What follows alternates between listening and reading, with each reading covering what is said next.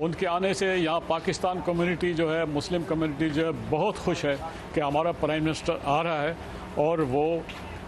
जो है हमारे लिए बात करेगा, अपने मुल्क, कौम और मुसलमान के लिए बात करेगा। बहुत क्रूशल वक्त है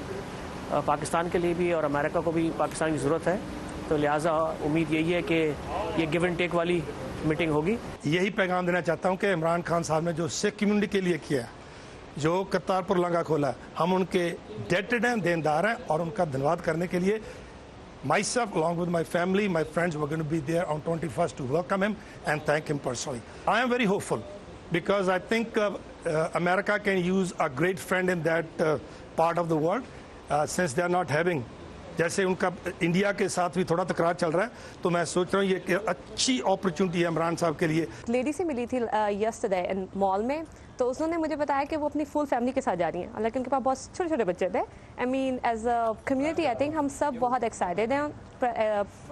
इमरान खान को एज अ प्राइम मिनिस्टर देख के, और स्पेशली उनके यहाँ विजिट पे, तो I think we are excited about it.